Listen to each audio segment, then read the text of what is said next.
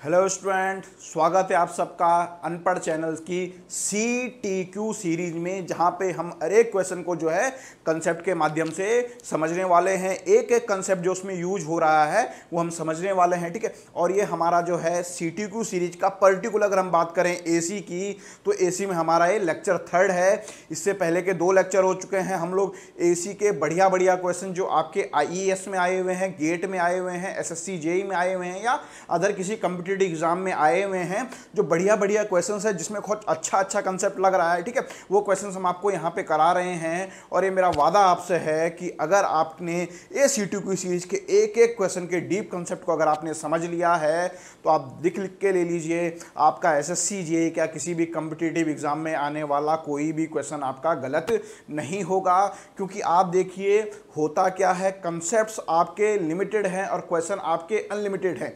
Examiner unlimited question frame कर सकता है, केवल वैल्यू चेंज करनी है, बशर्ते अगर आपके दिमाग में कंसेप्ट है तो आप हर क्वेश्चन को बड़ी आसानी से कर सकते हैं, ठीक है। तो देखिए इस तरीके के क्वेश्चन को करने से पहले आप जो है करिए, कोशिश कीजिए कि आप पहले खुद ट्राई करिए। अगर आप खुद से कर पाते हैं तो बहुत अच्छी बात है, ठीक है। अगर आप खुद से कर पाते हैं वो अच्छी बात इसलिए है, अच्छी बात है, ठीक है। बट अगर आप हमारी हेल्प से कर पा रहे हैं वो भी अच्छी बात है कि नेक्स्ट टाइम आप खुद इसको अटेम्प्ट कर पाएंगे।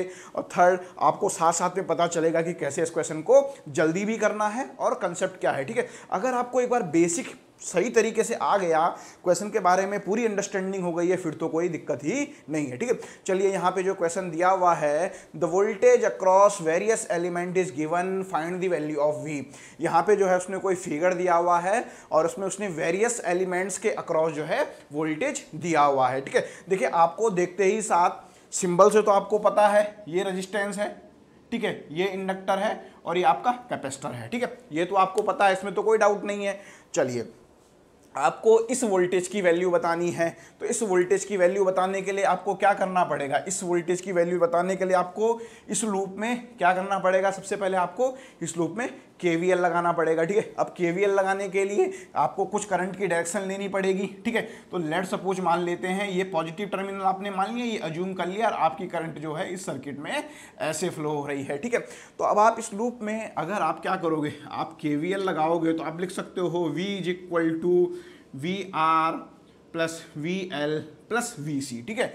एक्चुअली ये जो KVL लिखा है ये KVL सही नहीं है। एक्चुअली ये क्या होता है, ये वेक्टर सम होता है, ठीक है। ऐसा नहीं है कि डायरेक्ट अलजेब्रिक सम आपने कर दिया है। हाँ, अगर ये केवल सारे कंपोनेंट रेजिस्टेंस होते तो आप ऐसा लिख लेते तो कोई दिक्कत नहीं थी, ठीक है।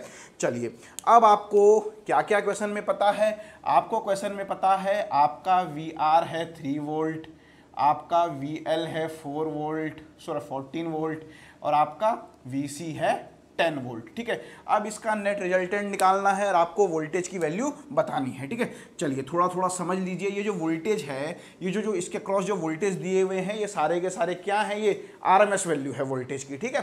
कंसेप्ट समझने के लिए इसको RMS ही आप मान लीजिए।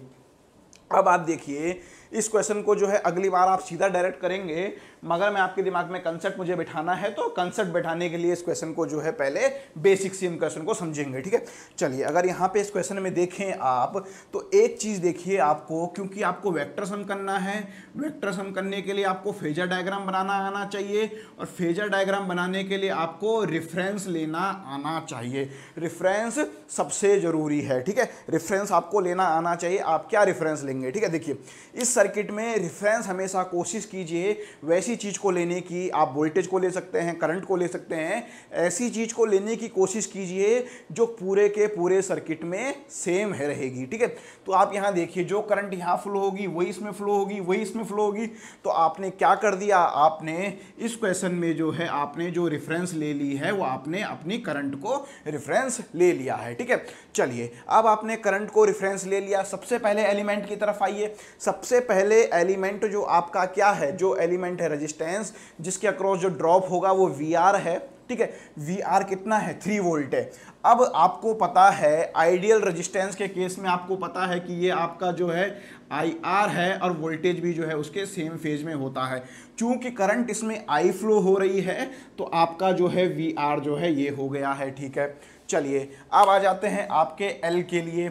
आपका एल के लिए क्या होता है, आपको पता है आपके इंडक्टर में आपकी करंट क्या होती है, आपकी करंट 90 डिग्री लैग करती है, ठीक है, आइडियल इंडक्टर में। तो यहाँ पे करंट ये है, तो करंट 90 डिग्री लैग करती है बोले तो वोल्टेज 90 डिग्री लीड करता है, तो आपका जो है यहाँ पे जो है आपका क्या हो गया है, ये आपका जो है VL हो गया है, ठीक है। चलिए अब आते हैं आपके लास्ट वाले कंपोनेंट की तरफ। लास्ट वाला कंपोनेंट आपका कैपेसिटर। कैपेसिटर में आप जानते हैं कैपेसिटर में जो है आपकी करंट वोल्टेज से 90 डिग्री क्या करती है, लीड करती है, ठीक है। इसको R बना के, L बना के, C बना के नोट कर लेना, ठीक है। चलिए तो यहाँ पे आप दिख रहे हैं कि करंट आपकी 90 डिग्री लीड करती है, वोल्टेज लैग करता है, मतलब ये हो गया है आपका VC, ठीक है। चलिए अब आपके सामने आपको क्या करना है, तीनों का फेजर सम करना है, ठीक है। देखिए तीनों का फेजर सम करने के लिए ये क्या हो गया, ये हॉरिजॉन्टल कंपोनेंट, ये वर्टिकल कंपोनेंट, ठीक है। आप सम तभी तो कर पाओगे जब आपको हॉरिजॉन्टल कंपोनेंट और वर्टिकल कंपोनेंट मिल जाएगा।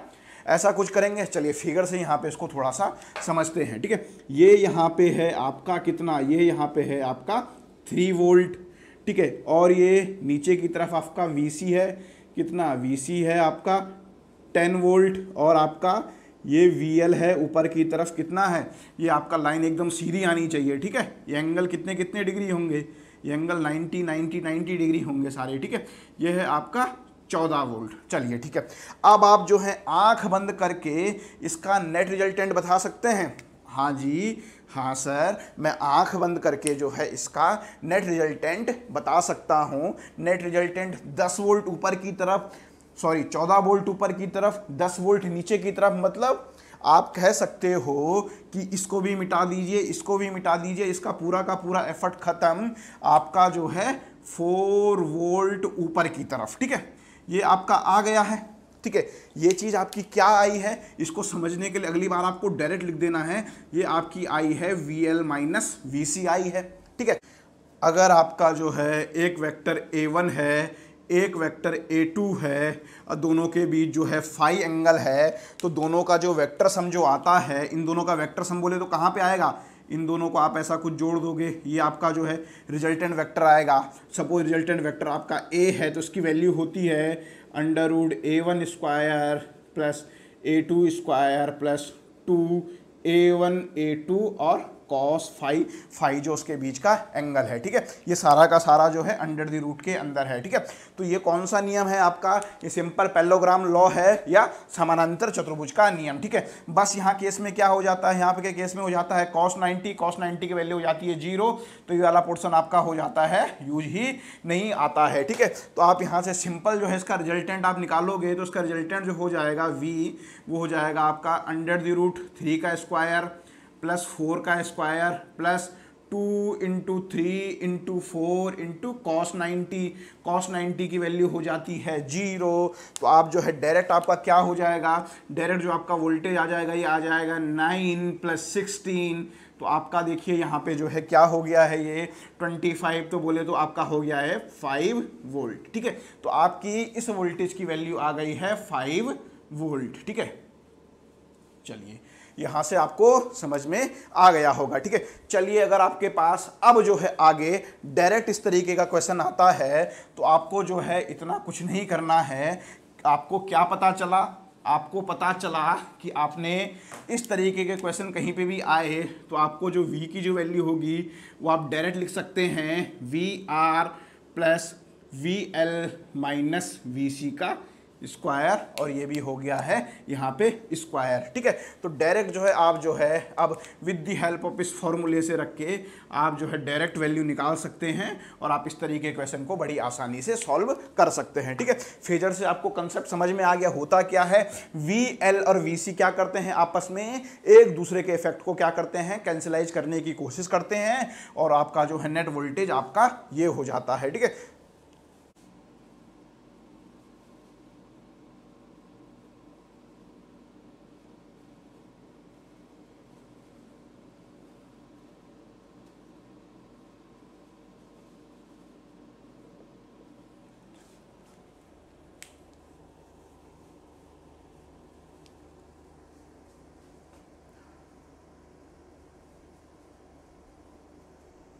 चलिए यहाँ पे जो है नेक्स्ट क्वेश्चन आपके पास दिया हुआ है, कोई फिगर बनाया हुआ है यहाँ पे सीरीज में जो है आर एल और सी कंपोनेंट हैं, ठीक है। और इसमें साथ में क्या किया है इसने, आर की तो वैल्यू दी है ना, एल की वैल्यू दी है ना, सी की वैल्यू दी है, और आपको कहा है आपको जो है इस सर्किट में क्या करना है, आपको इस सर्किट में जो है करंट की वैल्यू फाइंड आउट करनी है, ठीक है। देखिए चलिए इस तरीके के क्वेश्चन को सॉल्व करने के लिए आप या तो क्या करेंगे, या तो इसके अक्रॉस आप वोल्टेज निकाल लीजिए।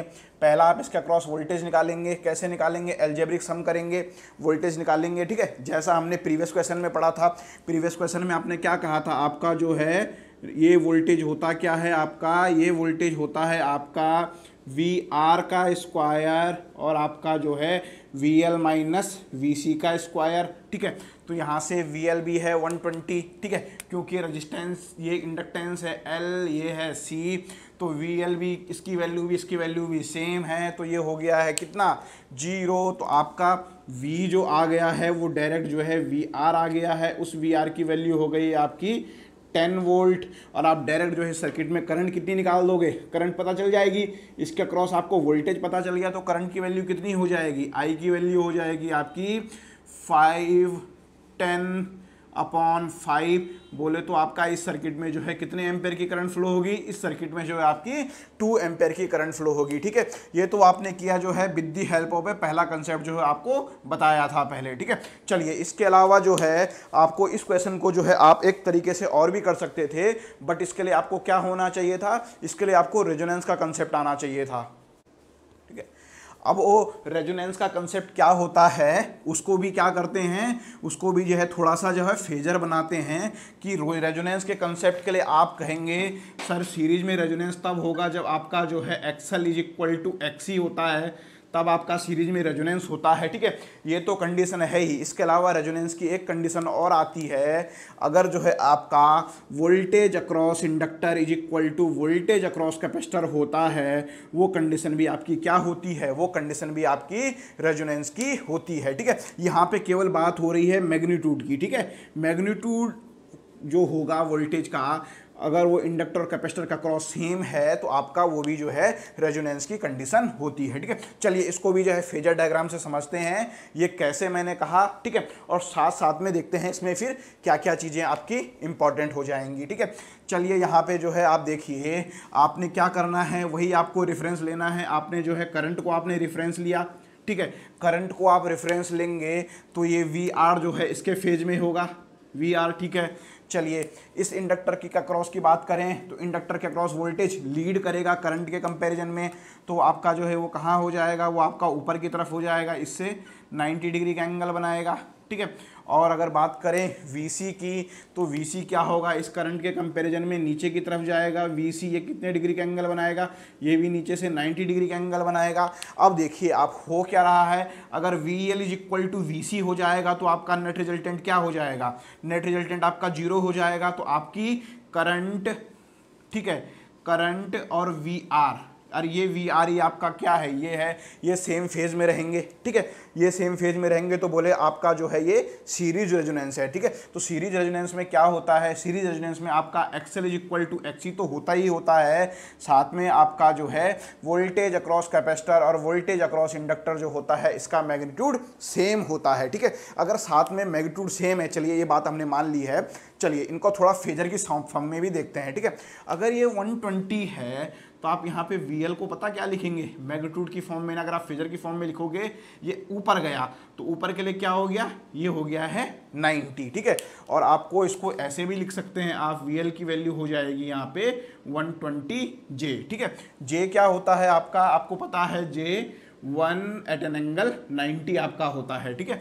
तो यहाँ से आपका VL की वैल्यू, अगर आपने इसको ही जो है किस फॉर्म में लिख दिया, इसको ही आपने जो है अगर पोलर फॉर्म में लिख दिया, ठीक है। अगर बात करें VC की तो VC हो जाता है, यहाँ से आप एंटी क्लॉकवाइज कैसे जा रहे हैं, क्लॉकवाइज जा रहे हैं, तो क्लॉकवाइज में एंगल हो जाता है नेगेटिव, या आप इसे कह सकते हैं -120J, ठीक है, -120J, और आप इसे ये भी कह सकते हैं 120 एट एन एंगल -90। ठीक है, ये तीनों ही तरीके इसको लिखने के हैं। आप इसे ऐसे भी लिख सकते हैं, आप इसे ऐसे भी लिख सकते हैं। ठीक है, तो अगर आप ऐसे भी अलजेब्रिक सम करेंगे, ये है 120J, ये है -120J, और ये वाला जो है वी आर आपका क्या रहेगा, वी आर आपका रियल पोर्शन में रहेगा, तो ये वी आर रहेगा। अगर आप इसको अब ऐसे भी जोड़ेंगे तो आपका जो है यहाँ से भी आपका आ जाएगा V = VR plus VL plus VC। आप कैसे जोड़ रहे हैं, पोलर फॉर्म में आप जोड़ रहे हैं। तो VR आपको पता नहीं है, VC है आपका 120J और आपका VL है 120J, तो यहाँ से ये दोनों हो गया है कैंसिल, V = हो गया है VR। ठीक है, तो यहाँ पे देखिए क्वेश्चन क्या क्या यहाँ पे बन सकता था। ये पूछने के बाद जो है वो आपसे सर्किट का पावर फैक्टर भी पूछ सकता था। तो आपका बताइए इस सर्किट का पावर फैक्टर क्या होगा। अगर आपने देख लिया किसी भी सीरीज आरएलसी सर्किट में ये मैग्नीट्यूड, अगर ये मैग्नीट्यूड इक्वल है तो आप आंख बंद करके लिख सकते हैं इस सर्किट का जो है कैसा पावर फैक्टर होगा, इस सर्किट का जो है यूनिटी पावर फैक्टर होगा। ठीक है, चलिए इसके अलावा जो है यहीं से जो है क्या क्या क्वेश्चन बनते हैं सीरीज रेजोनेंस के, एक दो जो है उन क्वेश्चनों के बारे में भी थोड़ा सा डिस्कशन कर लेते हैं। देखिए सीरीज रेजोनेंस में क्या क्या क्वेश्चन बन जाता है, ये सीरीज रेजोनेंस का यहाँ पे जो है क्वेश्चन बन गया था। तो देखिए सीरीज रेजोनेंस में फटाफट से जो है एक बार प्रॉपर्टियाँ लिख लेंगे। सीरीज रेजोनेंस में आपका क्या होता है, सीरीज रेजोनेंस में आपका पावर फैक्टर की वैल्यू क्या हो जाती है, सीरीज रेजोनेंस में आपका पावर फैक्टर यूनिटी हो जाता है। ठीक है, और यूनिटी पावर फैक्टर का मतलब है कि इस सर्किट में क्या होता है, मतलब है voltage and current are in same phase. ठीक है, वोल्टेज और करंट आपके हमेशा कैसे रहते हैं, वोल्टेज और करंट आपके हमेशा सेम फेज में रहते हैं। ठीक है, चलिए यहाँ पे जो है दूसरा और जो है अच्छी चीज़ यहाँ पे क्या आएगी, इस सर्किट का जो इम्पीडेंस होता है, इस सर्किट का इम्पीडेंस जो है प्योरली रजिस्टिव होता है। ठीक है, इम्पीडेंस क्या हो जाएगा, इम्पीडेंस की वैल्यू होगी R। ठीक है, तो आपका सीरीज रेजोनेंस में इम्पीडेंस आपका हो जाता है प्योरली रजिस्टिव। ठीक है, प्योरली रजिस्टिव क्यों होता है, क्योंकि सर्किट में जो है आप क्या करते हो, XL = XC लेके कंडीशन निकालते हो। ठीक है, तो यहाँ से जो है सर्किट का इम्पीडेंस प्योरली रजिस्टिव होता है। ठीक है, अब आप यहाँ पे देखिए और क्या होता है, मैग्नीट्यूड ऑफ किसका, इंडक्टर के अक्रॉस जो वोल्टेज होगा और कैपेसिटर के अक्रॉस जो वोल्टेज होगा उसका मैग्नीट्यूड इक्वल होता है, बट क्या होता है, दोनों आउट ऑफ फेज होते हैं। ये हमने फेजर डायग्राम में देखा, VC नीचे की तरफ होता है और आपका VL ऊपर की तरफ होता है। इक्वल बट कैसे होते हैं ये, बट ये आउट ऑफ फेज होते हैं। ठीक है, चलिए और यहाँ से देखिए Z की वैल्यू केवल और केवल R है। ठीक है, Z की वैल्यू क्या है, केवल R है। तो R बोले तो इम्पीडेंस क्या हो जाता है, इस केस में मिनिमम हो जाता है। ठीक है, तो आपका ये पॉइंट भी पूछ लेता है डायरेक्ट क्वेश्चन यहाँ से आते हैं। ठीक है, चलिए और क्या क्या चीज़ यहाँ से आपको लग रही है। देखिए यहाँ पे इस सर्किट में आप देखिए VL का जो मैग्नीट्यूड है और VC का जो मैग्नीट्यूड है, ठीक है, इसकी वैल्यू जो है ग्रेटर है वोल्टेज से। ये जो आपने वोल्टेज यहाँ पे दिया हुआ है। ठीक है, जब भी ऐसा कुछ होता है कि इंडक्टर के अक्रॉस वोल्टेज और कैपेसिटर के अक्रॉस वोल्टेज ज़्यादा होता है सोर्स वोल्टेज से, तो इसे बोलते हैं वोल्टेज मैग्निफिकेशन। ठीक है, तो यहाँ पे क्या हो रहा है, आपका वोल्टेज मैग्नीफाई हो रहा है। ठीक है,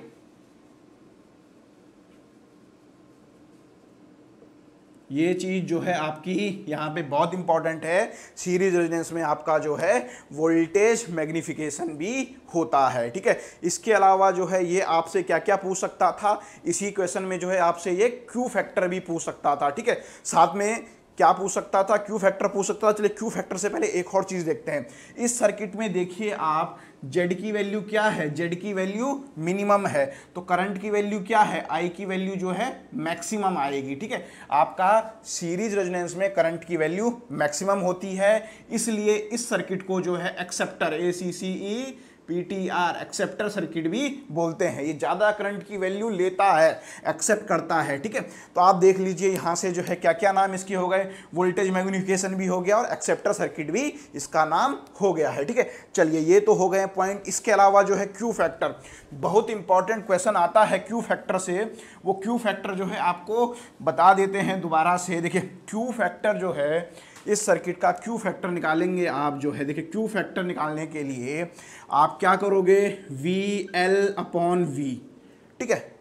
अब देखिए, और वी सी अपॉन वी, ठीक है। ये वी क्या है, सोर्स वोल्टेज, ठीक है। अब आप देखिए यही सोर्स वोल्टेज जो आपका क्या है, यही जो वोल्टेज जो आपका किसके अक्रॉस है, जो वोल्टेज जो है आपका रेजिस्टेंस के अक्रॉस है, यही तो आ रहा है, आपने देखा भी था निकाल के अभी, ठीक है। तो ये क्यू फैक्टर हो जाता है पर्टिकुलर। अगर आप इस केस में क्यू फैक्टर निकालोगे तो क्यू फैक्टर की वैल्यू कितनी हो जाएगी, क्यू फैक्टर की वैल्यू हो जाएगी 120 अपॉन कितना इसके क्रॉस आ रहा था, ये वी की वैल्यू शायद 10 वोल्ट दी गई थी, तो 10, तो आपका कितना आ रहा है, क्यू फैक्टर 12 आ रहा है, ठीक है। और इसकी यूनिट क्या होती है, ये यूनिट लेस होता है, ठीक है।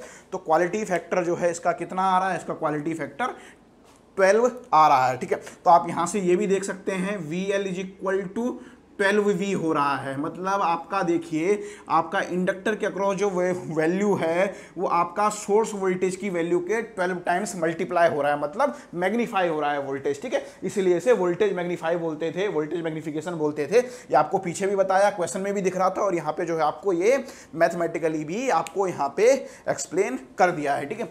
चलिए, ये तो था क्यू फैक्टर निकालने का एक मेथड ये। इसके अलावा जो है क्यू फैक्टर निकालने का जो है दूसरा मेथड था, वो आप क्या था, वो क्यू फैक्टर निकालने का जो है सीरीज रेजोनेंस में 1/R√L/C भी है। चूंकि आपको केवल R की वैल्यू पता है, √LC की वैल्यू आपको पता नहीं है, तो आप फिलहाल यहाँ पे ये वाला मेथड नहीं लगा सकते थे।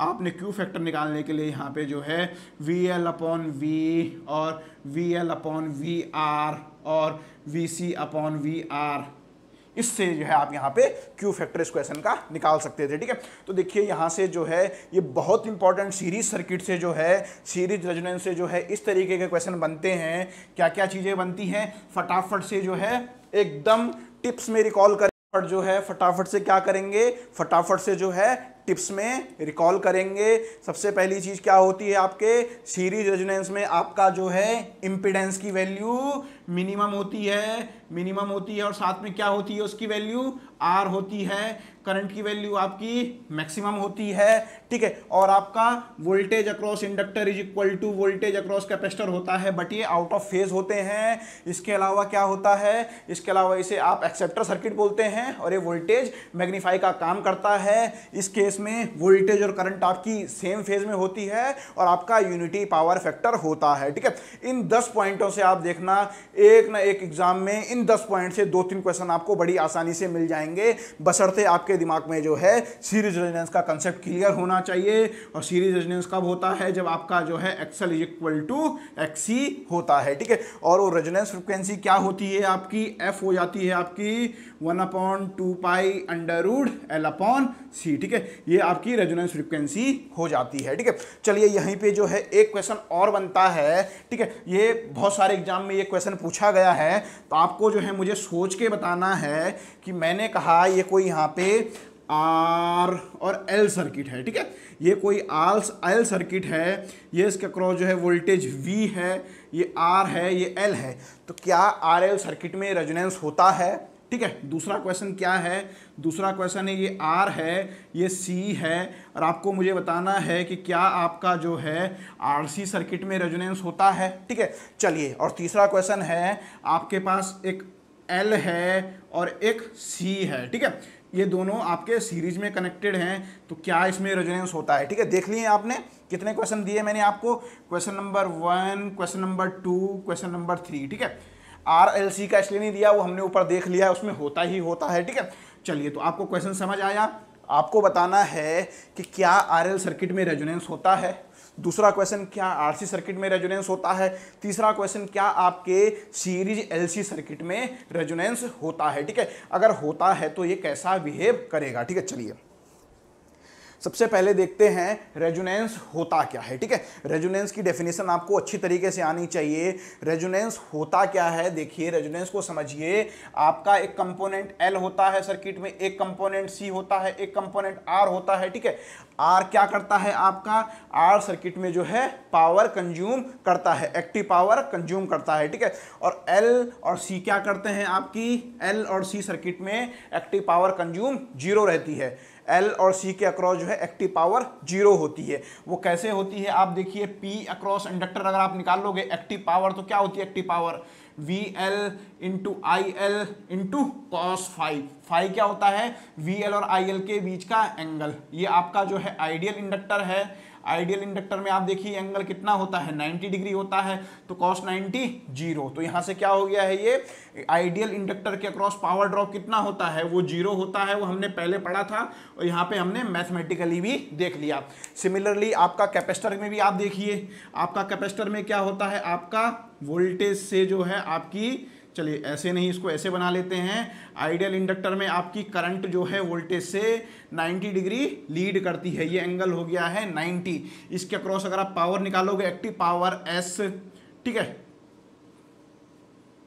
पी वाली एक्टिव पावर जो है एस नहीं, एस हो गई आपकी अपरेंट पावर, ठीक है। एस आपकी हो गई है, क्या हो गई है, V C into I C into cos 90, ठीक है। तो आप यहाँ पे देखिए इसके क्रॉस cos 90 की वैल्यू हो गई है जीरो, ये भी हो गई है जीरो, ठीक है। तो आपके आइडियल इंडक्टर और आइडियल कैपेसिटर के अक्रॉस जो आपका पावर ड्रॉप कितना होता है, जीरो होता है। पावर हम कौन सी बात कर रहे हैं, एक्टिव पावर की बात कर रहे हैं, ठीक है। आप थोड़ा सा देखिए, आपके L और C करते क्या हैं, L और C आपके जो है रिएक्टिव पावर डिलीवर करते हैं और रिएक्टिव पावर एब्जॉर्ब करते हैं, ठीक है। अगर हम बात करें L के बारे में तो आपका क्या करता है, ये आपका डिलीवर करता है, क्या करता है, डिलीवर करता है, एब्जॉर्ब करता है, बताइए फटाफट। गलत बात, आपका L जो है पावर एब्जॉर्ब करता है, कौन सी वाली, रिएक्टिव पावर, ठीक है। और अगर आप बात करें C की तो आपका क्या करता है, ये आपका पावर डिलीवर करता है, कौन सी वाली, रिएक्टिव पावर, ठीक है। तो यहां से आप क्या समझ सकते हैं, आपका रेजोनेंस होता क्या है, आप थोड़ा सा ऐसा समझिए, ठीक है। जब आपका जो है ये reactive power absorb is equal to reactive power deliver हो जाता है, जिस केस में वही कंडीशन जो है आपकी क्या हो जाती है, रेजोनेंस की कंडीशन हो जाती है। मतलब reactive power absorb is equal to reactive power deliver, ठीक है। Reactive power absorb is equal to reactive power deliver, जब आपका जहां इक्वल हो जाता है उस कंडीशन को आप रेजोनेंस कहते हैं, ठीक है। और इसको और तरीके से समझिए, रिएक्टिव पावर क्या होती है, रिएक्टिव पावर का यूज जो है मैग्नेटिक फील्ड क्रिएट करने के लिए करते हैं। जब हम मशीन पढ़ेंगे वहां पे आपको इसके अच्छे तरीके से बताया जाएगा। फिलहाल आप इतनी जानकारी समझ लीजिए, आपका इंडक्टर क्या करता है, इंडक्टर जो है आपका मैग्नेटिक फील्ड में एनर्जी स्टोर करता है और आपका कैपेसिटर इलेक्ट्रिकल फील्ड में एनर्जी स्टोर करता है, ठीक है। तो जब रेट ऑफ ट्रांसफर, ठीक है, एनर्जी ट्रांसफर का रेट कहां से, मैग्नेटिक फील्ड से इलेक्ट्रिक फील्ड की तरफ और इलेक्ट्रिकल फील्ड से मैग्नेटिक फील्ड की तरफ जब इक्वल हो जाता है तो वो कंडीशन जो होती है वो कंडीशन आपकी रेजोनेंस की कंडीशन होती है, ठीक है। दोनों डेफिनेशन आपको समझ में आई होगी। जब absorb reactive power is equal to deliver reactive power हो जाए, मतलब आपकी नेट रिएक्टिव पावर कितनी हो जाए, नेट रिएक्टिव पावर आपकी जीरो हो जाए, या जब आपका जो है rate of transfer of energy from, चलो इसको आपको, मेरे को लग रहा है डाउट लग रहा है आप लोगों को, मुझे ऐसा लग रहा है, ठीक है। तो आप इसको थोड़ा सा, इसको आपको इस कंसेप्ट को थोड़ा सा और अच्छे तरीके से जो है हम लोग एक्सप्लेन कर देते हैं यहाँ पे, ठीक है। ये इस क्वेश्चन को यहाँ पे मैं मिटा दूं ऊपर से, इसको मैं ऊपर से मिटा दे रहा हूँ, ठीक है। चलो इस कंसेप्ट को अच्छी तरीके से जो है गांठ बांध देनी है, इंटरव्यू में पूछा जाता है, बहुत जगह डायरेक्ट क्वेश्चन मिलेगा, ठीक है। आप देखिए ये L है, ये C है, ठीक है। ये क्या करता है, आपका एनर्जी स्टोर करता है। आपका इंडक्टर किसमें एनर्जी स्टोर करता है, आपका एनर्जी जो है ये मैग्नेटिक फील्ड में स्टोर करता है। डायरेक्ट क्वेश्चन आता है, इंडक्टर किसमें एनर्जी स्टोर करता है, इंडक्टर मैग्नेटिक फील्ड में एनर्जी स्टोर करता है। आपका कैपेसिटर क्या है, एनर्जी स्टोर करता है किस फील्ड में, आपके ये इलेक्ट्रिकल फील्ड में स्टोर करता है, ठीक है। आपका कैपेसिटर एनर्जी स्टोर करता है इलेक्ट्रिकल फील्ड में in terms of charge, charge की टर्म्स में, ठीक है। ये क्या करता है, आप ये भी कह सकते हैं आपका कैपेसिटर जो है चार्ज स्टोर कर देता है किसी प्लेट के बीच, ठीक है। अब आप देखिए ये दोनों क्या करते हैं, अगर यहाँ पे बात करें आपका इंडक्टर, तो ये रिएक्टिव पावर को क्या करता है, ये एब्जॉर्ब करता है, किस वाली पावर को, रिएक्टिव पावर को। उसको मैं Q लिख दे रहा हूं, ठीक है। ये एब्जॉर्ब Q करता है, कैपेसिटर आपका क्या करता है, रिएक्टिव पावर को डिलीवर करता है, ये आपका डिलीवर Q हो गया है, ठीक है। तो आपकी रेजोनेंस की कंडीशन क्या होती है, जब absorb reactive power is equal to deliver reactive power, पहला चीज, ठीक है।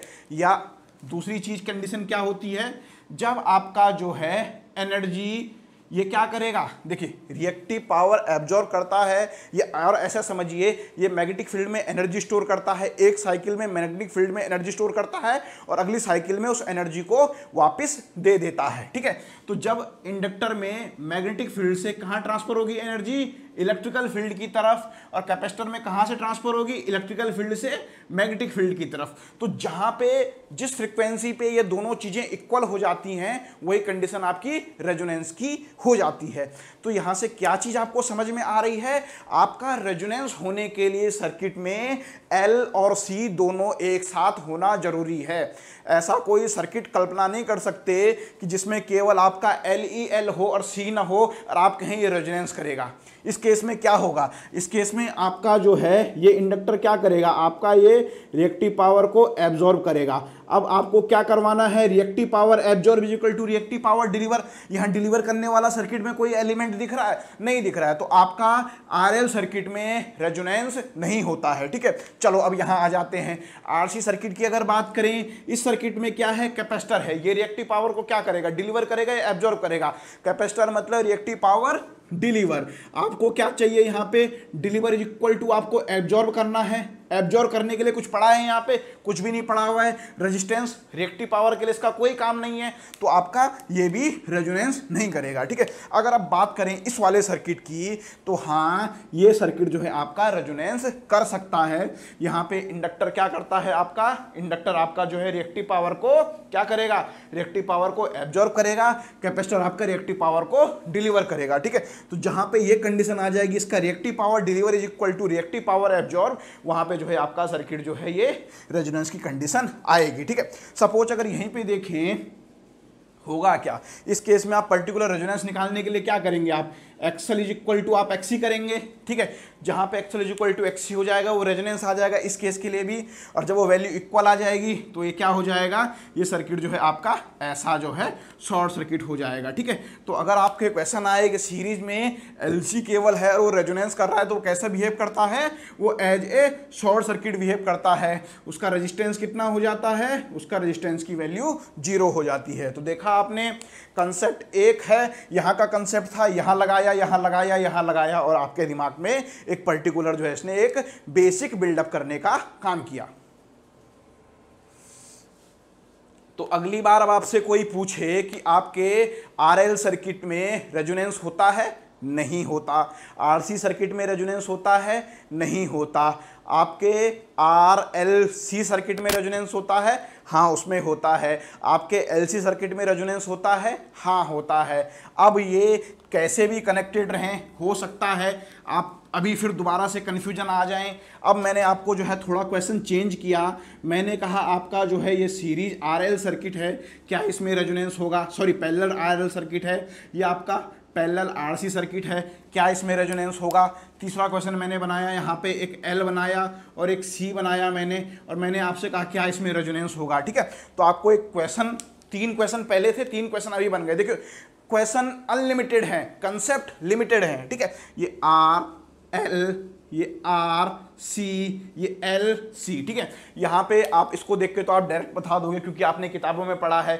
जब आपके पैरेलल में आरसी सर्किट होते हैं, जब आपका पैरेलल में क्या होता है, एलसी होता है, तो आप उसे क्या बोलते हैं, उसे आप टैंक सर्किट बोलते हैं। और इसकी रेजोनेंस फ्रिक्वेंसी क्या होती है, इसकी रेजोनेंस फ्रिक्वेंसी 1/LC होती है। तो इसका तो आपको पता चल गया कि ये जो है आपका रेजोनेंस सर्किट है, ठीक है।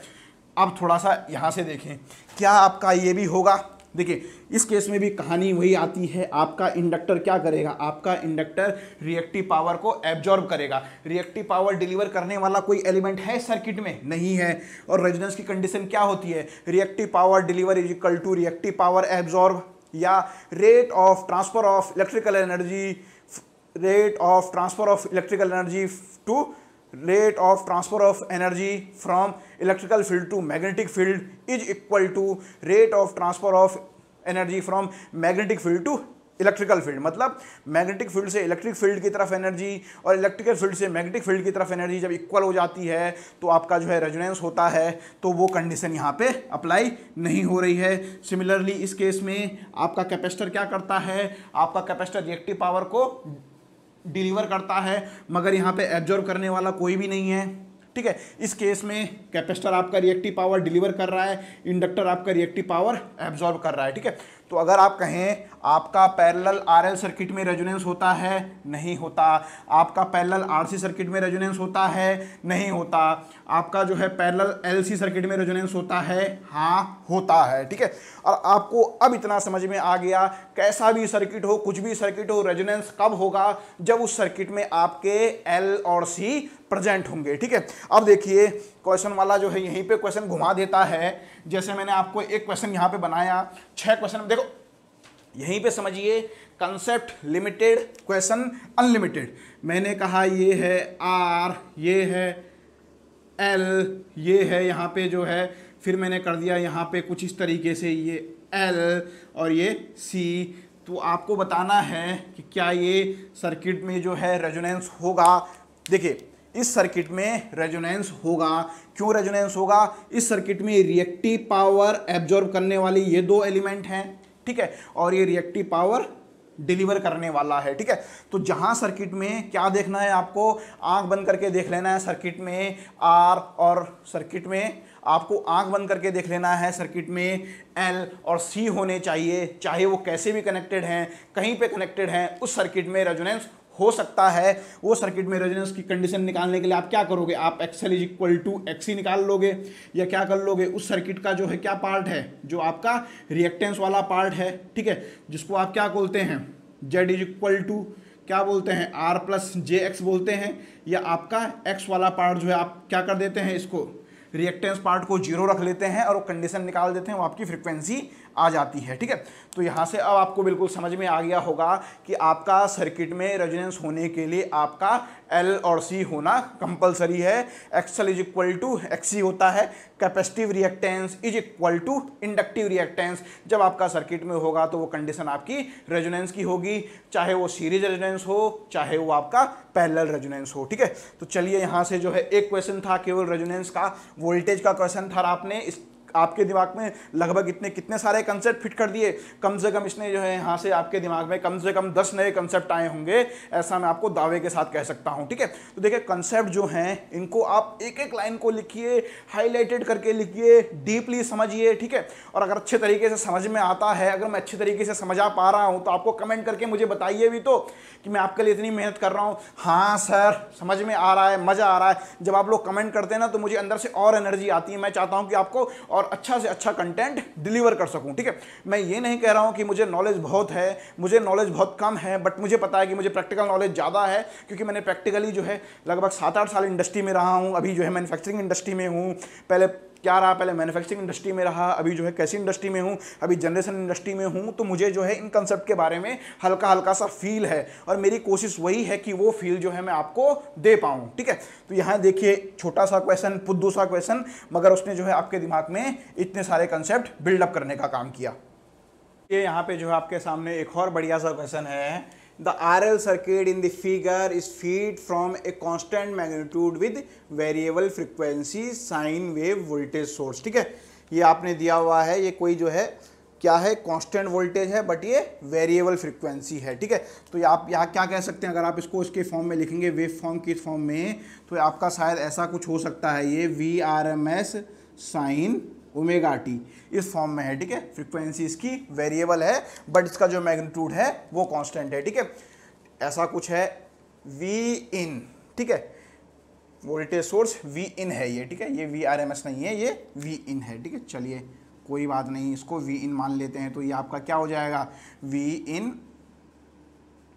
साइन ओमेगा टी हो जाएगा। चलिए ये क्या कह रहा है, एट 100 हर्ट्ज, जब आपने इसकी फ्रीक्वेंसी क्या रखी, 100 हर्ट्ज रखी है, तो उस समय पे जो आपका आर और एल है, इस दोनों एलिमेंट के अक्रॉस जो है वोल्टेज ड्रॉप कितना आ रहा है, URMS आ रहा है, ठीक है। चलिए if the frequency change 50 hertz, अगर आपने फ्रीक्वेंसी 100 हर्ट्ज से 50 हर्ट्ज कर दी है, तो इसके अक्रॉस जो है आपको बताना है कि नया जो वोल्टेज आएगा इस आर के अक्रॉस, वो पुराने वाले के कंपैरिजन में कितना होगा, ठीक है। चलिए देखिए यहाँ पे, देखिए इस सर्किट में हो क्या रहा है, थोड़ा सा सर्किट के बारे में समझते हैं इस सर्किट में जो जेड है आपका इम्पिडेंस है, जो आपका क्या होगा, जो आपका आर प्लस जे एक्सएल होगा, क्योंकि सर्किट में केवल आपका आर और एल है। यहाँ तक ठीक है। चलिए अब जो थोड़ा सा इस सर्किट के इम्पिडेंस को देखें तो आर प्लस जे एक्सएल को आप क्या लिख सकते हैं, एक्सएल को आप लिख सकते हैं ओमेगा एल।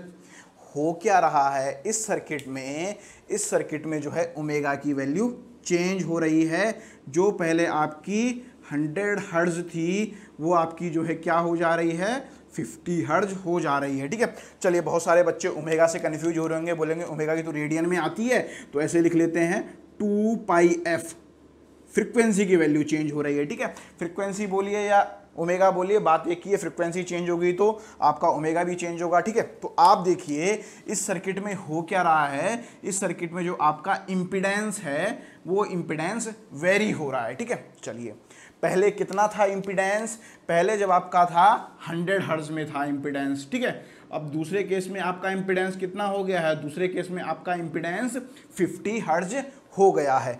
तो आप क्या कह सकते हो, पहली चीज 100 हर्ट्ज वाला इम्पिडेंस आपका ज़्यादा होगा या कम होगा, 100 हर्ट्ज वाला इम्पिडेंस आपका ज़्यादा होगा एज कंपेयर टू 50 हर्ट्ज, क्योंकि क्या होगा, जेड की value R square plus XL square, XL में वहाँ ओमेगा वाली टर्म आ जाएगी। ठीक है। चलिए ये कंसेप्ट आपका हल्का सा आया। ठीक है। चलिए ये क्या हेल्प करेगा आपकी, ये आपको क्वेश्चन को डायरेक्ट सॉल्व कराने में हेल्प करेगा। ठीक है। कैसे हेल्प करेगा वो अभी आपको बताते हैं। ठीक है।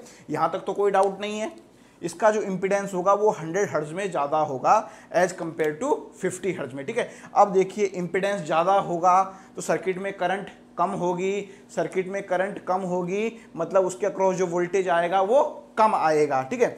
अगर हम बात करें 100 हर्ट्ज में रेजिस्टेंस के अक्रॉस जो कितना आ रहा है वो आपका अगर URMS आ रहा है, ठीक है, ये अगर URMS आ रहा है, क्यों, जेड ज़्यादा तो आपकी करंट की वैल्यू कम, करंट की वैल्यू कम तो URMS कितना होगा आपका, वो होगा I इंटू आर, तो बोले इसकी वैल्यू भी कम। तो अगर आप जो है वैल्यू इसकी 100 हर्ट्ज से 50 हर्ट्ज करोगे तो इसकी रेजिस्टेंस के क्रॉस जो वोल्टेज है इसकी वैल्यू बढ़ेगी। ठीक है। ये आपको पता चल गया, आपके URMS की वैल्यू बढ़ेगी। तो आपके कौन कौन से ऑप्शन जो है आप बिल्कुल देखते ही साथ जो है हटा सकते हैं। आप पहला ऑप्शन देखते ही साथ हटा सकते हैं, यहाँ पे वैल्यू कम हो रही है, ये भी आप हटा सकते हैं, यहाँ पे वैल्यू कम हो रही है। अब आपके जो है केवल 2 ऑप्शन बचे। ठीक है। ये आपका सिंपल सा कंसेप्ट, अगर आपको पता है कि फ्रीक्वेंसी बढ़ाने के साथ आपका जो है इंडक्टिव रिएक्टेंस बढ़ता है, इंडक्टिव रिएक्टेंस बढ़ेगा तो इंपीडेंस बढ़ेगा। यहाँ से आपने देखिए 2 ऑप्शन एलिमिनेट कर दिए हैं, मतलब अब आपके क्वेश्चन सही करने की प्रोबेबिलिटी कितनी हो गई है, जो पहले आपकी 1/4 थी वो आपकी 1/2 हो गई है। अब आपके 2 ऑप्शन बचे हैं। ठीक है। चलिए मैं आपको तुक्का मारना नहीं सिखाऊंगा कि आप जो है डायरेक्ट तुक्का मार दीजिए किसी पे भी। ठीक है।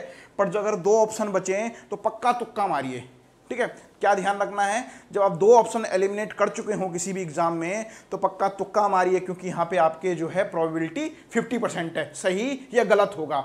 यहाँ तो 1/4 है सही, 3 बार गलत। ठीक है। तो ये समझिए। चलिए यहाँ से इस कंसेप्ट से जो आप हल्का सा कर सकते थे, ये मैंने बताया शुरू में, जहाँ पे ऑप्शन आपको एलिमिनेट करना हो। चलिए अब थोड़ा सा क्वेश्चन को समझते हैं, क्वेश्चन को पूरे डीप कंसेप्ट के साथ लेते हैं। ठीक है।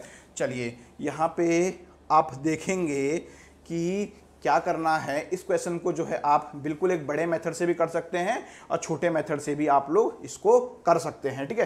तो देखिए सबसे पहला तरीका आप क्या करोगे, सबसे पहले तरीका अगर आप करोगे, आपको क्या करना है, आपको पता है आपका जो URMS होगा इसकी वैल्यू क्या होगी, इसकी वैल्यू होगी आपकी V in input voltage upon R square plus omega L square का under root Z into R। ये आपका रहा होगा URMS। ठीक है। यही आपका URMS रहा होगा।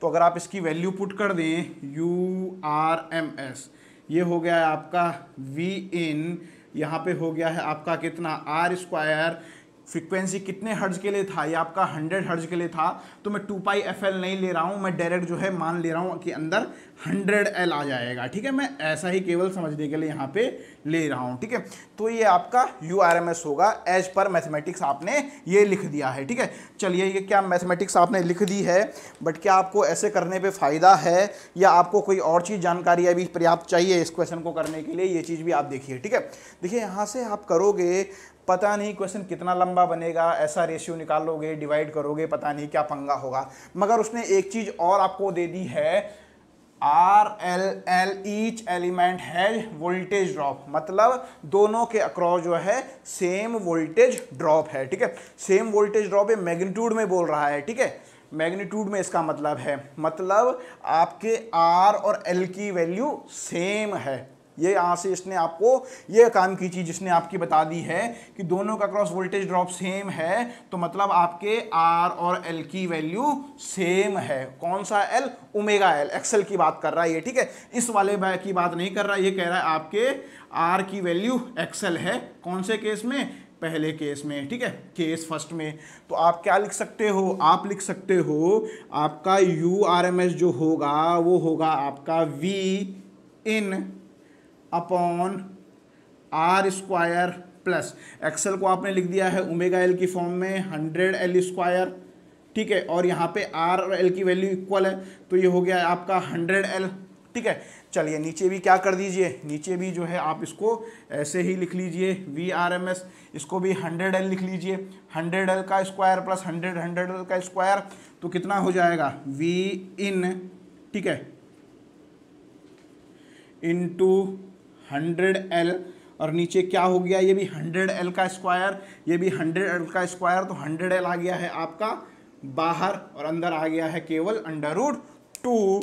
तो यहाँ से जो है ये केवल और केवल आपका कैंसिल हो गया है, तो आपका VRMS कितना आ गया है, आपका URMS आ गया है V इन अपॉन √2। ठीक है, चलिए ये आपका हो गया है पहले केस का। अब आपको दूसरे केस का निकालना है, इसके साथ कर देना है और डिवाइड करके जो कुछ आ जाएगा वो आप लिख लेंगे। ठीक है, अब आपका केस 2 देखिए, केस 2 में जो है आपका मैं कह रहा हूँ वो जो आपका U2 आएगा। ठीक है, उसकी वैल्यू क्या होगी, चलो इसको जो है फिगर में मिटा देता हूँ यहाँ पे, क्योंकि मेरे बोर्ड में जगह नहीं है, मेरे पास बोर्ड कम है। ठीक है, चलिए तो दूसरे केस में जो आपका U2 जो आएगा वो कितना होगा। अब आपकी फ्रीक्वेंसी चेंज हो गई है, V इन तो V इन ही रहेगा। आपको पता है आपकी R की वैल्यू 100L स्क्वायर है, 100L है, आपने R स्क्वायर कर दिया XL। अब आपका जो है कितना हो गया है, 50 हर्ट्ज हो गया है, तो 50 इंटू L स्क्वायर हो गया है। और आपको निकालना क्या है, आपको जो है आपका 100L यहाँ ऊपर पे भी रहेगा। ठीक है, चलिए अब आपको क्या करना पड़ेगा, अब आपको जो है इसको सॉल्व करना पड़ेगा और इसके साथ कंपैरिजन करना पड़ेगा और आपका जो है काम हो जाएगा। ठीक है, तो U2 को आप निकाल सकते हैं V इन इंटू 100L, और आप जो है अंदर देखिए अंदर क्या हो सकता है, ये हो गया है 122L स्क्वायर, ये हो गया है 25 ये L स्क्वायर। ठीक है, तो आपका U2 की वैल्यू हो गई है V इन इंटू 100L, और यहाँ अंदर हो गया है आपका 12500। ठीक है, और ये हो गया है आपका L स्क्वायर। ठीक है, L को तो बाहर लेके आप काट दीजिए, L स्क्वायर का L बाहर आएगा, ये आ गया, ये झंझट हो गई है यहीं पे ख़त्म। ठीक है, अब देखिए आप क्या कर सकते हैं, इसको आपको ब्रेक करना है। ब्रेक कैसे करेंगे आप, आपको कुछ बाहर लेना है, तो आप लिख सकते हैं 100 इंटू 125, यही होगा, यही तो होगा दोनों का मल्टीप्लाई करके, या और इसको तिकड़म करिए 25 पंजे 125। अब आपका देखिए आपका क्या क्या बाहर आ जा रहा है, आपका जो है बाहर आ जा रहा है, आपका पहला तो बाहर आ जा रहा है यहाँ से 10 बाहर आ जा रहा है इससे, और इससे आपका बाहर आ जा रहा है 5। ठीक है, और आपका अंदर क्या रह जा रहा है, आपका जो है अंदर रह जा रहा है केवल √5। ठीक है, तो √5 अचानक दिखते ही साथ आपको ये वैसा ऑप्शन ट्रिक कर सकता है, मगर यहाँ पे हमने क्वेश्चन किया है तो इसको पूरे अच्छे तरीके से ही करेंगे। ठीक है, तो पूरे अच्छे तरीके से यहाँ पे करेंगे तो आपका जो है U2 की वैल्यू क्या हो गई है, यहाँ से आपके U2 की वैल्यू हो गई है V, चलिए यहाँ बोर्ड में जगह नहीं हो रही है, मैं इसको ऊपर लिख लेता हूँ, यहाँ इस वाले को इरेज कर दूँ, आप लोगों ने नोट कर लिया होगा, ठीक है। तो मैं इसको यहाँ वाले पोर्शन को यहाँ तक जो है मैं इरेज कर दे रहा हूँ, ठीक है। तो आपका U2 जो है बाहर आके आ गया है V इंटू 100, ये हो गया है आपका 10 इंटू 5 और ये हो गया आपका √5, ठीक है। तो यहाँ से ये काट दिया, ये हो गया 5 दूनी 10, U2 आपका हो गया है V2VN अपॉन √5, ठीक है। अब आप देखिए URMS क्या था आपका, URMS था आपका ये, तो इसकी वैल्यू को आप जो है यहाँ पे डायरेक्ट पुट कर सकते हैं। उसके लिए आपको क्या करना पड़ेगा, उसके लिए आपको इसको ब्रेक करना पड़ेगा, 2VIN इंटू √2, मतलब √2 से ऊपर नीचे मल्टीप्लाई करना पड़ेगा √2, और ये √5 तो यहाँ था ही था, ठीक है। किया क्या है, केवल मैंने √2 से ऊपर नीचे मल्टीप्लाई किया है। तो जैसे ही आपने √2 से ऊपर नीचे मल्टीप्लाई करा है, ये आपका U2 की वैल्यू ये हो गई है URMS, बोले तो 2 URMS अपॉन √5, ठीक है। तो यहाँ से डायरेक्ट अब क्या करना पड़ेगा, ये इस फॉर्म में लिखना है, तो ये अंदर चला जाएगा, ये 4 हो जाएगा, 4 दूनी 8, तो हो गया 8/5 URMS, ठीक है। चलिए देखिए यहाँ पे कितना बड़ा सा क्वेश्चन दिख रहा था, कैसा दिख रहा था, और आपने इसको फटाफट कर दिया, ठीक है। देखिए यहाँ पे अगर आप इसको डायरेक्ट भी स्ट्राइक करते वैल्यू बढ़ती थी, और वैल्यू 1.5 गुना नहीं होगी, इतना आपको पता है, क्योंकि फ्रीक्वेंसी के साथ क्या आएगा, थोड़ा जो इफेक्ट आएगा वो लीनियर नहीं आएगा। लीनियर नहीं आना था क्योंकि आपने क्या किया, 100 से हाफ किया है, हाफ करने पे 1.5 गुना नहीं हो सकता था। तो आप चाहें शुरू में ही आंसर आसानी से आपको स्ट्राइक हो सकता था बिना इतनी कैलकुलेशन किए हुए, ठीक है। खैर कोई नहीं, आपको जो है with the help of calculation बताया और without help of the calculation, ये दोनों तरीके से आपको जो है क्वेश्चन बता दिया है। आप जो है इस तरीके का कोई भी क्वेश्चन आए तो बड़ी आसानी से कर सकते हैं। ये एक्चुअली क्वेश्चन गेट का था और 1 मार्क्स का क्वेश्चन था ये, और मैंने इसको एग्जाम में उस टाइम पे सॉल्व भी नहीं किया था। मुझे केवल इतना पता था वैल्यू बढ़ेगी, वैल्यू कितनी बढ़ेगी, क्योंकि ये रेशियो देखिए यहाँ पे ये रेशियो जो है 1.5 गुना हो रहा था, ठीक है, और ये 1.5 गुने से ज़्यादा लग रहा था मेरे को अंडर रूट में, तो मैंने डायरेक्ट ऑप्शन मारा था उस समय पे, मैंने तो 10 सेकंड में क्वेश्चन कर लिया था। मगर आपके लिए जो है मैंने लेंथी अप्रोच से भी बताया, शॉर्ट अप्रोच से बताया, और डायरेक्ट जो है आपको स्ट्राइक जो होना था वहाँ से भी इस क्वेश्चन को बता दिया है।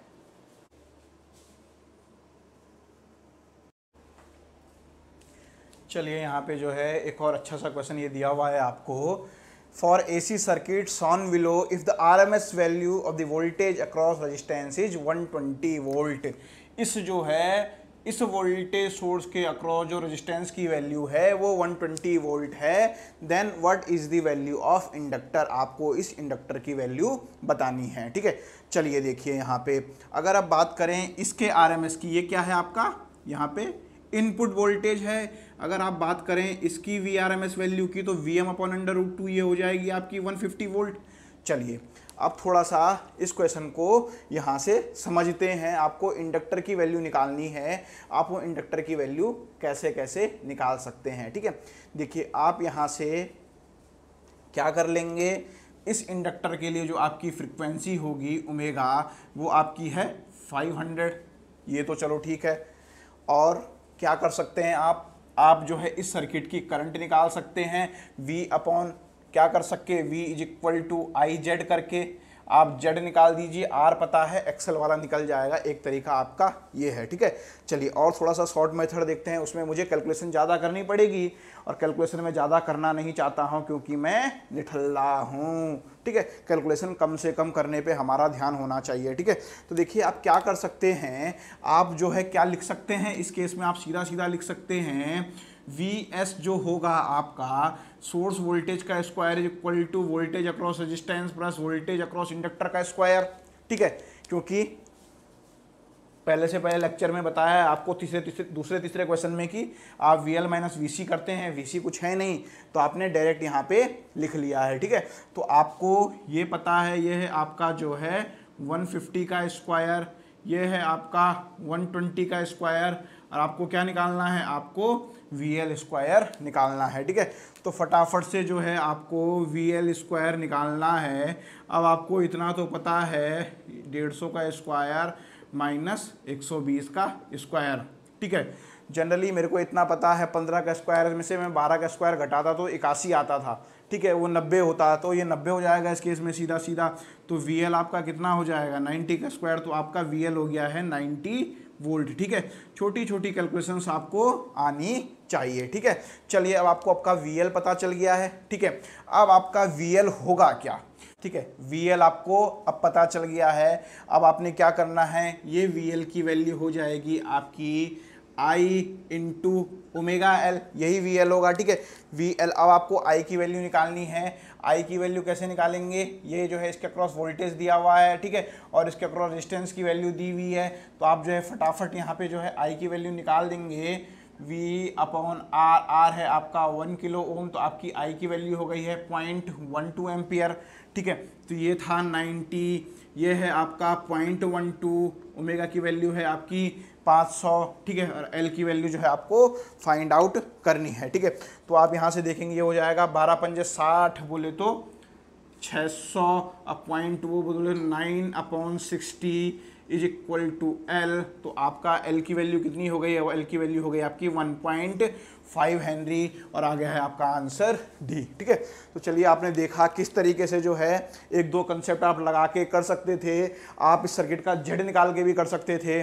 जेड के केस में आप निकालने जाते क्या करते, आपको आई पता थी, ये पता है, आप क्या करते, डिवाइड करते, जेड निकालते, जेड से फिर आप R square plus XL square वाला कंसेप्ट लगाते। कितनी लंबी कैलकुलेशन हो जाती, स्क्वायर वाली कैलकुलेशन हो जाती। यहाँ पे आपके पास राउंड फिगर में चीज़ें थी, आपको पता था ये 15 और 12 का पता है ना, 15 का हो जाता है आपका। देखिए स्क्वायर भी आपको याद रखना है, ये होता है 225, ये होता है 144, इनको घटाने पे जो है आपका 81 आता है। ठीक है, ये आपको याद होने चाहिए कि 3 4 का 5 होता है। साथ में आप इसका देखिए, इसका क्या है 9 12 का क्या होता है, 9 12 का जो है आपका 15 होता है। इस तरीके से जो बनते हैं, देखिए क्या हो रहे हैं, इसके मल्टीप्लाई में आते जा रहे हैं। ठीक है, 3 से मल्टीप्लाई कर दीजिए तो 6 8 का 10 होता है। ये आपको याद होने चाहिए। ठीक है, इसके फॉर्म में, मतलब आपको द मेन कंसेप्ट 3 4 5 का अगर आपको याद है तो बाकी का आप जो है आपको फटाफट याद रहेगा। ठीक है, ये पाइथागोरस प्रमेय में बताया जाता है, मगर शॉर्ट ट्रिक फटाफट इस तरह के अगर क्वेश्चन करने हैं, क्योंकि एग्जाम में कैलकुलेटर अलाउ नहीं होता है, और आपके कैलकुलेटर अलाउ नहीं होगा तो फिर कैसे करोगे, हम तो वैसे ही आलसी लोग हैं। ठीक है, तो ये सब चीज़ें शॉर्ट ट्रिक्स आपके जो है बिल्कुल हाथों पे होनी चाहिए। ठीक है, क्योंकि एग्ज़ाम निकालने के लिए, देखिए एग्ज़ाम में क्वेश्चन सबको आता है, मगर जिस लड़के की एक्यूरेसी, क्या चीज़, एक्यूरेसी। ठीक है, और एक्यूरेसी के साथ साथ क्या, टाइम।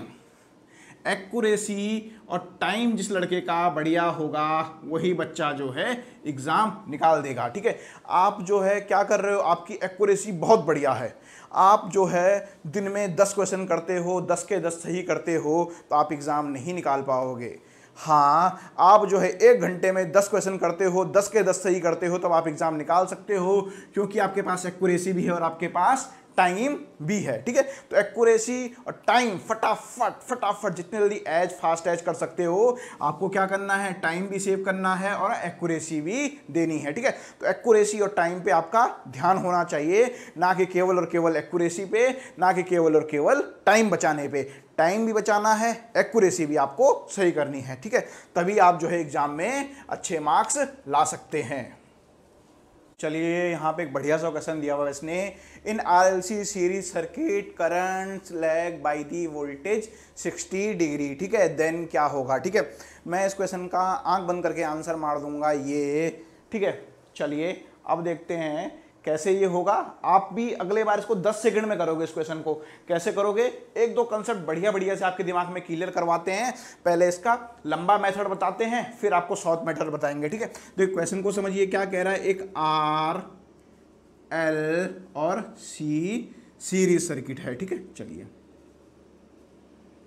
ये R L C series circuit है। ठीक है, इसमें आपका करंट क्या हो रहा है, करंट लैग कर रहा है। करंट लैग कर रहा है मतलब आपका सर्किट कैसा है, आपका सर्किट जो है इंडक्टिव है, ठीक है। इंडक्टिव है मतलब आपका XL माइनस XC होगा और इसकी कुछ वैल्यू होगी, ठीक है, इसकी कुछ वैल्यू होगी। तो अगर आप देखें इस केस में जो है इस सर्किट का इम्पीडेंस क्या हो जाएगा, इस सर्किट का इम्पीडेंस हो जाएगा आपका Z is equal to R plus j XL minus XC हो जाएगा, ठीक है।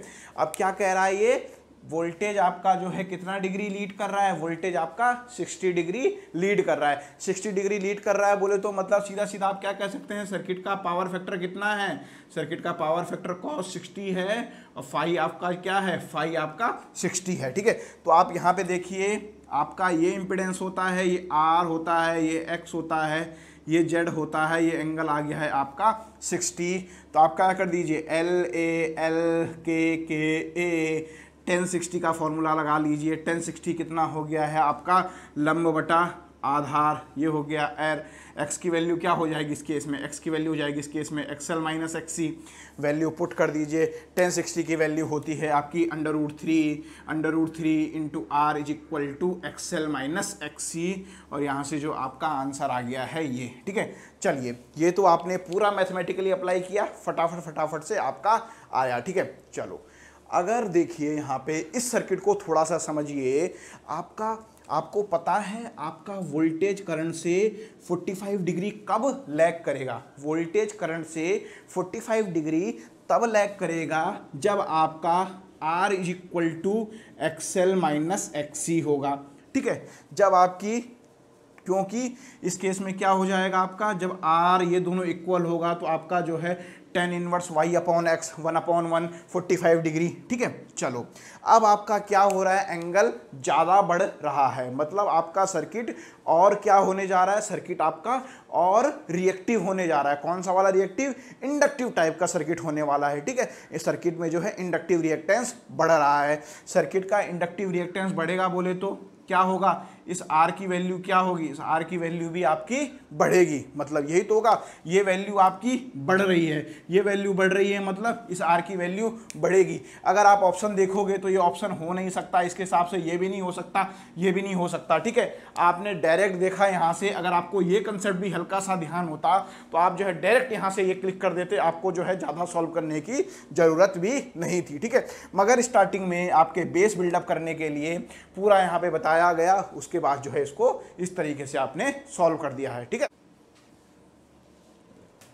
ठीक है, चलिए यहाँ पे जो है एक अच्छा सा क्वेश्चन आपको दिया हुआ है, calculate the power factor of AC circuit having impedance दिया हुआ है। इम्पीडेंस बोले तो आपको उसने सर्किट में जो है जेड की वैल्यू दी हुई है, वो आपकी हो गई है 16 ओम, और करंट थ्रो, इस जो करंट की वैल्यू होगी, मतलब ये करंट कौन सी होगी, ये RMS वैल्यू होगी, हो गई आपकी 4 ampere. And the average power consumption is, average power बोले तो एक्टिव पावर की बात इसने की है, ठीक है। वो कितनी है उस सर्किट में, वो है आपकी जो है 200 वाट, ठीक है। और आपको जो है ये सर्किट में क्या कह रहा है, आपको ये सर्किट का पावर फैक्टर निकालने को कह रहा है, ठीक है। देखिए पावर फैक्टर निकालने के लिए आपके पास जो है 3 बेस्ट अवेलेबल मेथड्स हैं। सबसे पहला मेथड है, आपको पावर फैक्टर निकालने के लिए आप क्या कर दें, ये आपको अगर R की वैल्यू पता हो, X की वैल्यू पता हो, Z की वैल्यू पता हो, तो आपका पावर फैक्टर निकल जाएगा cos फाई, ठीक है।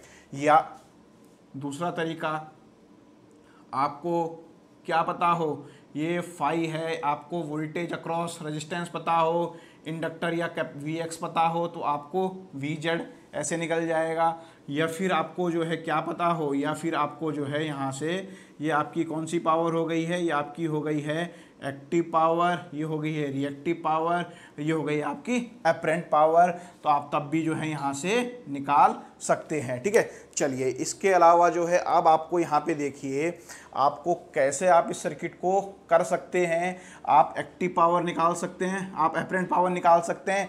एपरेंट पावर हो जाएगी आपकी RMS स्क्वायर इंटू जेड, ठीक है। चलिए और आपको ये भी पता है आपका P इज इक्वल टू जो होता है, P इज इक्वल टू होता है आपका S cos फाई, और Q इज इक्वल टू होता है आपका S sin फाई।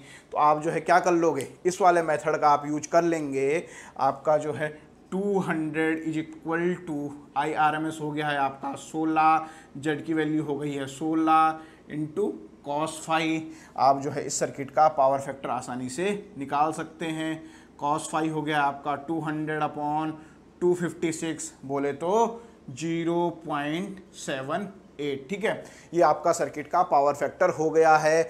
आप जो है क्या लैगिंग और लीडिंग बता सकते हैं इस सर्किट में? इस क्वेश्चन में आप लैगिंग और लीडिंग के बारे में आप नहीं बता सकते हैं, क्योंकि उसने हमें ऐसी कुछ जानकारी इसने सर्किट में नहीं दी है। हाँ, ये रिएक्टिव पावर के डिलीवरी व एब्जॉर्ब करने के बारे में बताता, ये सर्किट के कंपोनेंट के बारे में बताता, तो आप बता सकते थे कि आपका पावर फैक्टर लीडिंग होगा या लैगिंग होगा। बट इसने क्या किया है, हमें इसने ऐसी कोई इन्फॉर्मेशन नहीं दी है, तो हम केवल और केवल पावर फैक्टर निकाल पाए हैं। ठीक है, तो देखिए आपने पावर फैक्टर निकालने के लिए आप ये मेथड हो गया है, ये मेथड हो गया है, ये मेथड हो गया है, ये मेथड हो गया है, या आप और भी इसके और मेथड बनाना चाहें तो R इज इक्वल टू क्या हो गया, R इज इक्वल टू हो गया आपका Z cos phi, VR is equal to हो गया आपका वी जेड कॉस फाई, या VX इज इक्वल टू हो गया आपका वी जेड साइन फाई, या X इज इक्वल टू आपका जेड साइन फाई। तो ठीक है, बहुत सारे मेथड हैं। आप जो है केवल मैथमेटिकल कैलकुलेशन है, आप इन सबको अलग से लिखिए।